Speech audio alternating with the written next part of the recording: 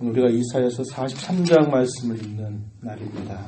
43장의 내용, 이 내용도 우리가 읽은 바와 같이 하나님께서 자기 백성들을 향하여서 베푸시게 될 그 은혜를 말씀하시고 그것을 말씀하시는 분이 누구인가를 여러 차례 나는 여호와다, 나는 거룩하니다, 나는 내 하나님이다, 나는 너를 창조한 자다 라고 하는 이런 표현들을 통해서 하나님이 하신 그 말씀이 결코 실패하거나 헛되이 땅에 떨어지는 일이 없이 그 말씀은 분명하게 실현될 것이다 하시는 말씀을 우리가 읽은 본문 속에서 우리는 분명하게 확인하게 됩니다. 오늘 본문 1절 말씀에 보면 야곱아 너를 창조하신 여호와께서 지금 말씀하시느니라.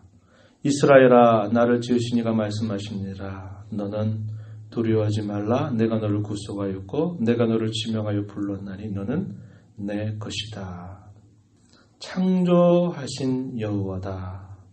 지으신 이다 이렇게 표현되어 있죠. 창조한다라는 말은 마치 우리가 창세기에서 보는 것처럼 없는 것을 있게 한다 그럴 때 창조한다 이런 말을 쓰는 것과 같은 말이고, 지으신다 이 말은 우리를 이제까지 빚으셔서 우리를 오늘에 나가 있도록 인도하신다라는 이런 의미가 담겨 있습니다. 그래서 하나님은 야곱, 지렁이 같은 야곱, 또 도둑질을 하였던 그런 야곱, 그 야곱을 불러서 이스라엘이라고 하는 이름으로 바꾸어 주신 것처럼 그 야곱을 지으시고 그 야곱을 빚어주신 그 하나님께서 말씀하신다 이렇게 이야기합니다.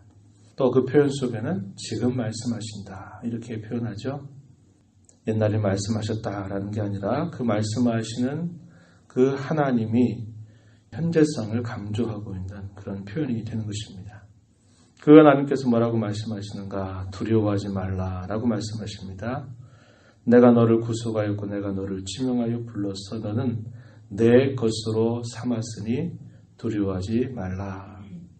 하나님의 소유가 되게 하셨다는 겁니다. 만물보다도 크신 그 하나님이 우리를 소유하고 계시다면 우리를 하나님의 그 크신 능력으로 지켜주시고 돌보시고 인도하신다 하시는 것을 우리에게 일깨워주는 그런 말씀의 내용이 됩니다. 어떤 사람이 어떤 위기 가운데 있을 때 하나님 앞에 간절하게 기도합니다.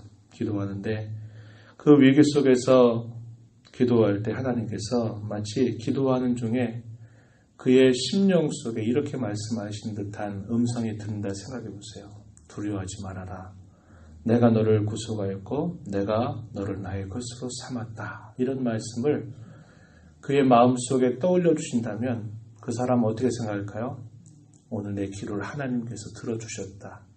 내가 지금 이런 공군 가운데 있고 이런 어려움 가운데 있고 내가 이런 시련 속에 있는데 내가 지금 기도하고 있는데 하나님께서 지금 나에게 이 말씀을 떠올려 주시는구나 생각하면 그걸 어떻게 생각할까요?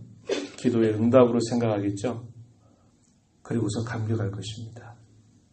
왜요? 하나님이 내게 그 말씀을 응답으로 주셨다라고 생각하기 때문에 믿기 때문에 그러합니다. 그런데 하나님은 언제나 이렇게 말씀하시는 거예요. 누구를 향해서? 자기 백성들을 향해서. 하나님께 소망을 둘 때 하나님 언제 그렇게 말씀하십니다. 우리가 특별한 때 기도할 때 이 말씀을 떠올려 주시면 응답으로 생각하고 확신하면서도 일상 속에서 하나님이 여전히 우리에게 이렇게 말씀하고 있는데 우리는 이 말씀을 별로 그렇게 감격스럽게 이 말씀을 보지 않을 때가 너무나 많은 겁니다. 그건 그때 그 말씀이지 그건 내게 주신 게 아니라 그냥 하나님께서 뭐든 자기 백성들이 옛적에 주신 말씀이지 이렇게 생각할 일이 아니라고 하는 겁니다.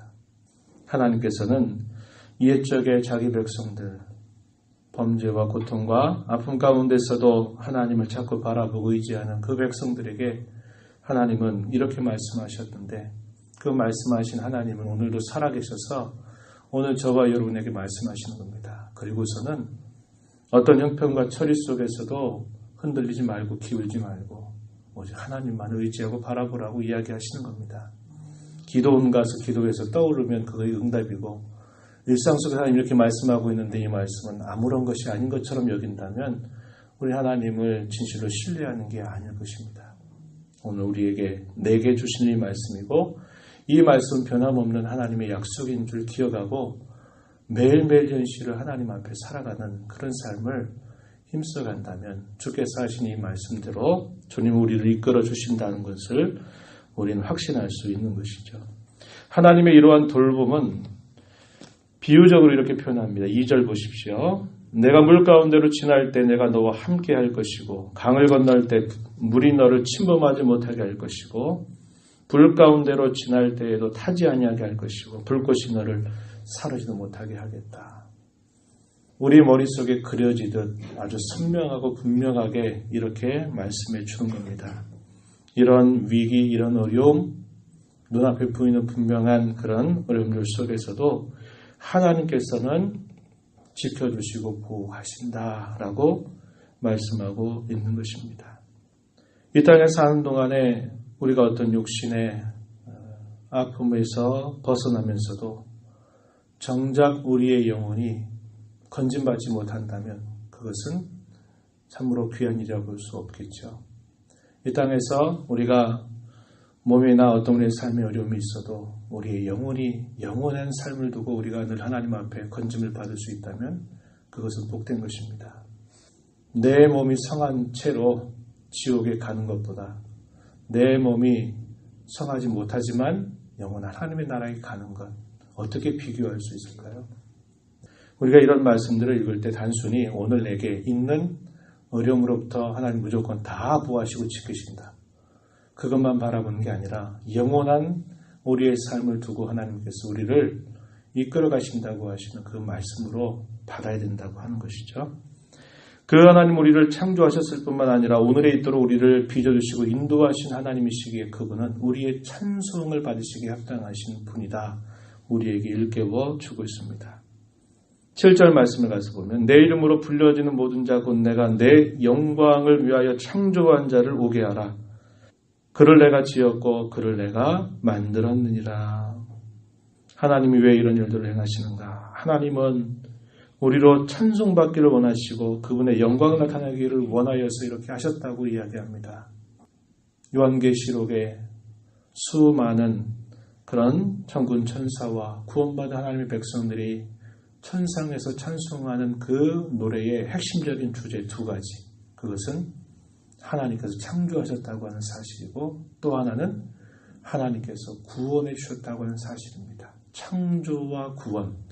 이것이 하나님께 찬송할 제목임을 우리에게 잘 보여주고 있는 것입니다.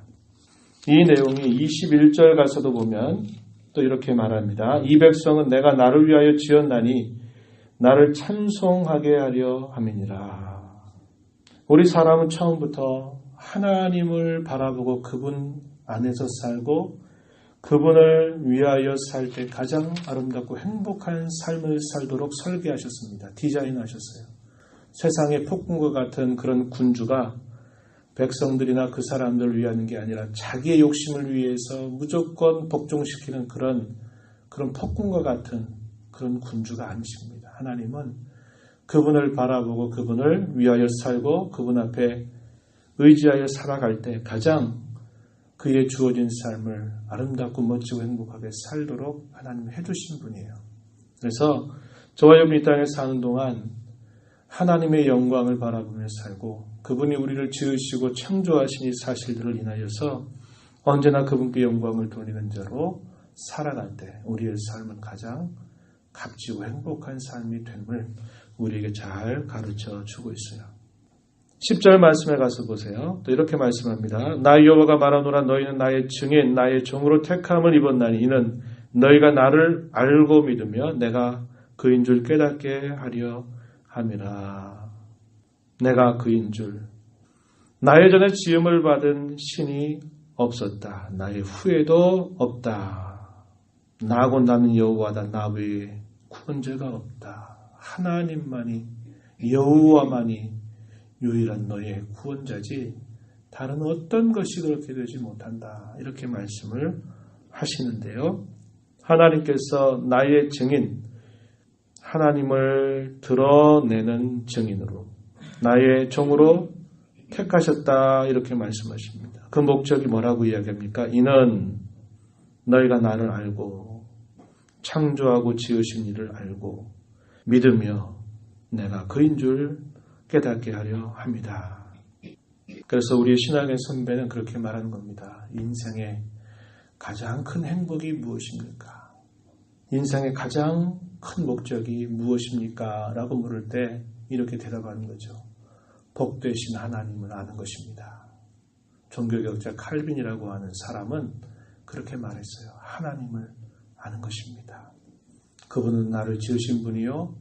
그분은 나를 구속하신 분이요. 그분은 나를 이끌어 가시는 분이심을 내가 분명히 아는 것입니다. 그것이야말로 우리 인생의 가장 큰 행복입니다. 그렇게 말하고 있는 것입니다.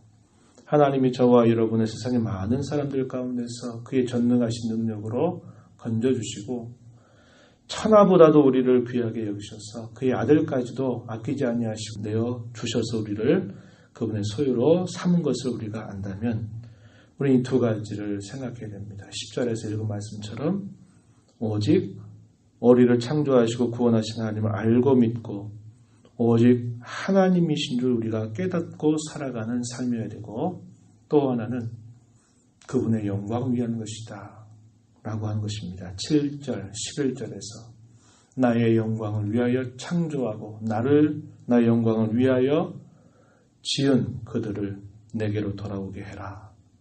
나의 영광을 위하여 창조하였다고 하는 사실들을 기억하면서 우리 남은 생애 동안 이러한 하나님의 위대하신 뜻, 목적을 우리 가슴 속에 품고 하나님 말씀을 따라서 늘 찬양하며 자랑하며 높이는 삶을 살아가게 되기를 진심으로 바랍니다.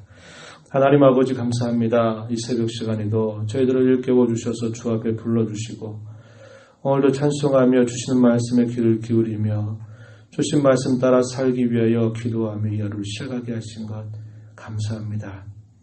저희들의 부패한 마음 깨닫지 못하고 어둔하고 어리석은 마음을 일깨워 주셔서 우리를 창조하신 하나님 애굽을 속량물로 수발을 속량물로 주시기까지 하시면서도 저희들을 건져주시고 아들까지 아끼지 아니하시고 우리를 위하여 내어주셔서 온 천하보다도 귀하게 여기시는 그 하나님의 사랑을 저희들에게 부어주셔서 하나님의 귀한 자녀 삼아주신 것 감사합니다. 저희들 평생 다하도록 영혼에 이르도록 저희들을 지키시고 보호하시고 내가 너를 인도하겠다고 하시는 주의 말씀을 오늘도 나에게 우리에게 주시는 말씀으로 받아 하나님 앞에 늘 감사와 찬양과 영광을 올려드리는 삶이 되게 하시고 하나님만이 우리의 진정한 유일하신 우리의 구주이신 것을 믿고 알고 깨닫고 살아가는 복된 삶이 되도록 인도하여 주시옵소서. 주 앞에 서싸우니 저희들의 눈과 마음을 열어주시고 시간도 기도하며 하나님을 배우는 복된 시간 되게 주시옵소서. 예수님 이름으로 기도하옵나이다. 아멘.